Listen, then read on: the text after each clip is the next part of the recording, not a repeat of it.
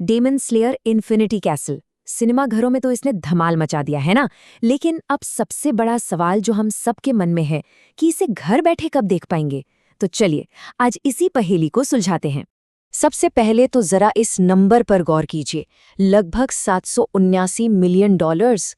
मतलब पूरी दुनिया में ये कोई मामूली बात नहीं है। और यही वो वजह है कि इसकी स्ट्रीमिंग रिलीज एक इतना बड़ा हॉट टॉपिक बनी हुई है। अब थिएटर्स में तो इसने सारे रिकॉर्ड तोड़ दिए, तो जाहिर सी बात है इंडिया में हर फैन के दिमाग में बस एक ही सवाल घूम रहा है, यार ये मास्टरपीस हमारी अपनी स्क्रीन पर घर पर कब देखने को मिलेगी।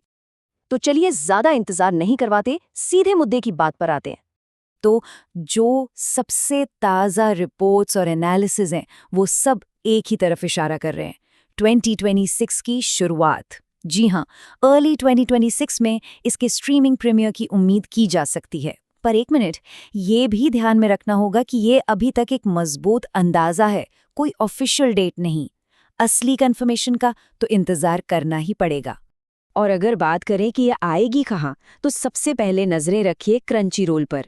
उम्मीद यही है कि मार्च 2026 के आखिर या अप्रैल के शुरुआत में ये वहाँ आ जाएगी। और सबसे बढ़िया खबर, ये सिर्फ जापानी में सबटाइटल्स के साथ नहीं, बल्कि हिंदी, तमिल और तेलुगु डबिंग के साथ भी आएगी। रही बात नेटफ्लिक्स जैसे दूसरे प्लेटफॉर्म्स की, तो वहाँ ये शायद थोड़ा बाद में देखने को मिले।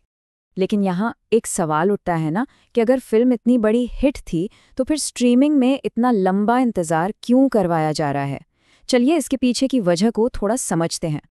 देखिए, ये कोई आम फिल्म नहीं थी, ये एक ग्लोबल फिनोमिनन बन चुकी थी। जैसा कि आप देख सकते हैं, एक अफवाह से शुरू होकर इसने दुनिया भर में सारे रिकॉर्ड तोड़ दिए।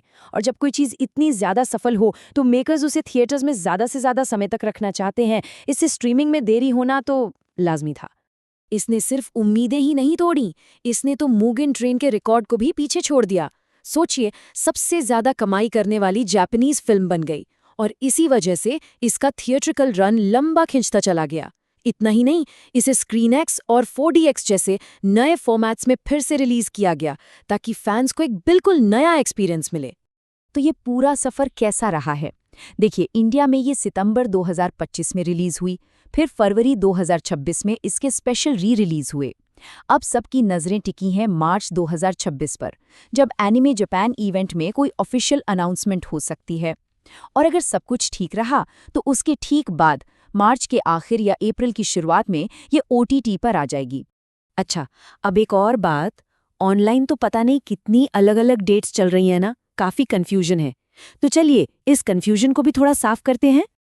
देखिए, जो शुरू के अंदाजे थे, मतलब 2025 के आखिर वाले, वो एक नॉर्मल फिल्म के हिसाब से लगाए गए थे कि भाई 4 से 8 हफ्तों में थिएटर से उतर जाएगी। लेकिन इन्फिनिटी कैसल, उसकी जो जबरदस्त अनएक्सपेक्टेड कामयाबी थी, उसने पूरा खेल ही पलट दिया। मेकर्स ने सोचा कि रेवेन्यू को मैक्सिमाइज किया जाए और इसीलिए इसे थिएटर्स में लंबे समय तक रखा गया। नतीजा, स्ट्रीमिंग की तारीख खिसक कर 2026 की शुरुआत में पहुंच गई। चलिए अब सिर्फ इस एक फिल्म से आगे बढ़कर जरा पूरी बड़ी पिक्चर को देखते हैं, क्योंकि ये याद रखना जरूरी है कि ये इन्फिनिटी कैसल आर्क की ट्रिलॉजी की सिर्फ पहली फिल्म है, पहली कड़ी है। और इस पूरी कहानी के सेंटर में है यूफोटेबल। ये वो एनिमेशन स्टूडियो है जो डीमन स्लेयर बनाता है। और अगर आप इनका काम जानते हैं तो आपको पता होगा कि इनकी क्वालिटी नेक्स्ट लेवल होती है। वो जो कमाल के विजुअल्स और सिनेमैटिक स्टाइल है ना, उसमें बहुत बहुत ज़्यादा टाइम लगता है। और यही चीज़ पूरी ट्रायलॉजी की टाइमलाइन पर असर डाल रही है। और यहीं पर एक बहुत बड़ी खबर है, एक मेजर अपडेट। इस ट्रिलॉजी का जो पार्ट 2 था, जिसके 2026 में आने की उम्मीद थी, वो अब डिले हो गया है। अब वो हमें 2027 से पहले देखने को नहीं मिलेगा। ये दोस्तों इस फ्रेंचाइजी के लिए और हम सब फैंस के लिए एक बहुत बड़ा डेवलपमेंट है।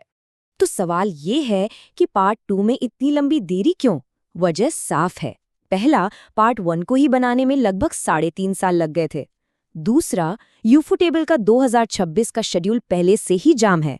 उनके पास which on the Holi night नाम की एक फिल्म है, और तो और वो सबके पसंदीदा गेंशिन इम्पैक्ट का एनिमे भी बना रहे हैं। मतलब उनके पास सांस लेने की भी फुर्सत नहीं है। तो ठीक है, इतनी सारी जानकारी के बाद एक फैन होने के नाते अब हमें क्या करना चाहिए, क्या उम्मीद रखनी चाहिए? तो देखिए, 3 सिंपल स्टेप्स हैं। स्टेप 1, क्रंची रोल पर अपनी नजरें जमाए रखिए क्योंकि इंडिया में ये सबसे पहले वहीं आएगी। स्टेप 2, मार्च 2026 का इंतजार कीजिए। हो सकता है एनिमे जापान इवेंट के दौरान कोई ऑफिशियल अनाउंसमेंट आ जाए। और स्टेप 3, जो सबसे ज़रूरी है, थोड़ा सब्र रखिए क्योंकि ये पूरी ट्रायलॉजी, इसे पूरा होने में अभी कुछ साल और लगेंगे। और ये सब हमें एक बड़े सवाल के सामने लाकर खड़ा कर देता है। जब यूफोटेबल जैसे स्टूडियोज हमें इतनी कमाल की हाई क्वालिटी सिनेमैटिक चीजें देते हैं, तो क्या हम ऑडियंस फ्रेंचाइजी की अगली किश्तों के लिए लंबा इंतजार करने के लिए तैयार हैं? क्वालिटी वर्सेस इंतजार, सोचने वाली बातें हैं ना।